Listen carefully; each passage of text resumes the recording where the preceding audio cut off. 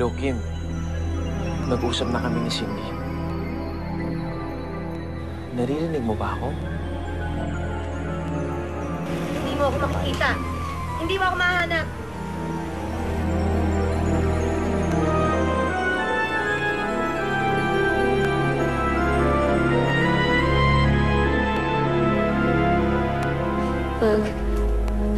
Wag. Nakita ko kanina mga pasa mo sa katawan. Nangyari ba yan nung nasa Japan ka? Kailangan kong umalis. Saan ka pupunta? Hindi ko alam. Kahit saan. Sasamahan kita. Hindi. Huwag mo akong susundan. Kim, ano ba nangyari? Basta hindi ako pwede magpakasal sa'yo. Tsaka, huwag na tayo magkita. Ano? Kim? Basta, hindi natuloy yung kasal. Kim, magkita tayo ngayon.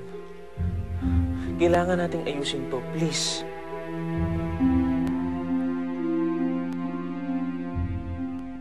Ano kayang tinatakbuhan itong si Kim, ano?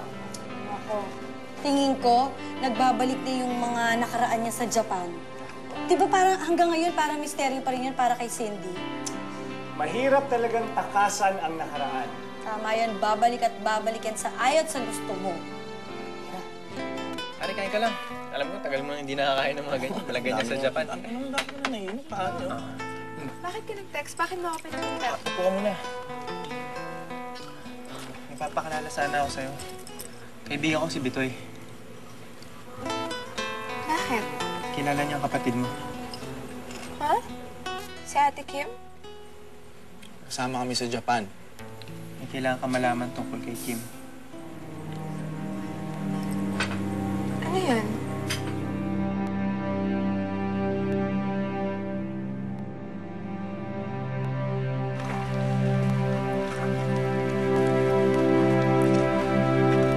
Pwede na tayo mag-usap.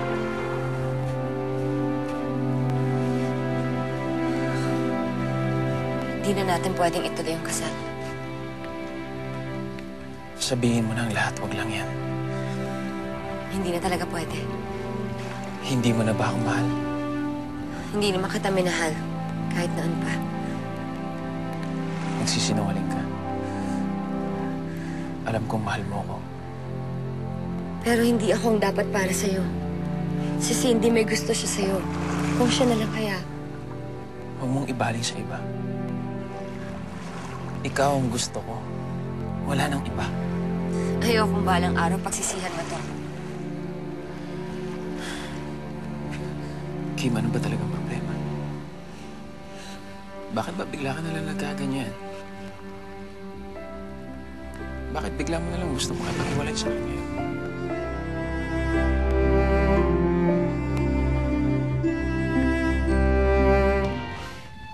Ron, mali itong ginagawa natin. Masyado tayo naging padalos-dalos. Hindi man lang natin kinilala yung isa't isa.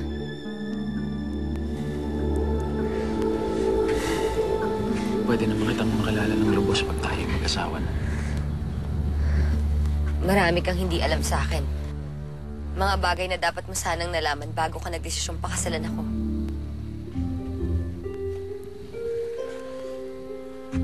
May kinalaman ba to sa mga sugat at pasang nakita ko sa katawan mo? Natatakot ako. Ano ba talaga yun, Kim? Sabihin mo na sa akin.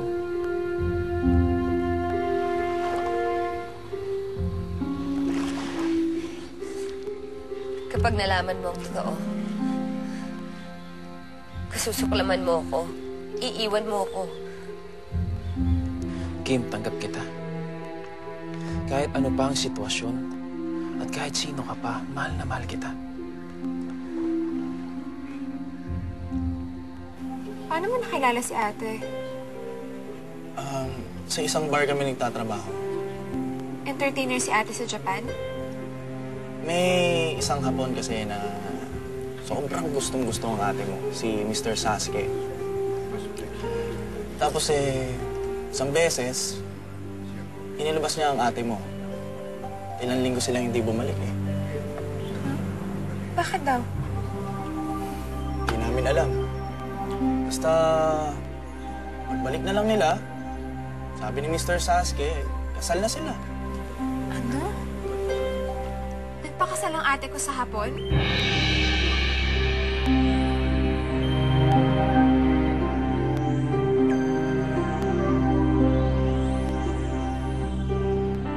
Ano ba talaga yun, Kim? Sabihin mo na sa akin. Hindi naging madali yung buhay ko dun sa Japan. May mga pinagkakautangan ako. Nang hindi ako makabayad, pinagtangkaan nila yung buhay ko. Magkano ba lahat ng yun? Tutulong ako. Hindi. Problema ko yun. At saka, unti-unti ko na namang nasusolusyonan yun. Sir Ron. Sir Ron, gaano mo ba kakilala si ate? Alam mo, kapatid ko siya pero kahit ako mismo, hindi ko alam ang lahat tungkol sa kanya. May mga nililihim siya sa'yo na kung talagang mahal ka niya, dapat niyang sabihin. Bakit ba hindi mo na lang ako diretsuhin? Ano ba yun? Sir Ron, niloloko ka lang ni ate. Niloloko. Paano? May asawa na raw si ate. Nagpakasal siya sa Japan.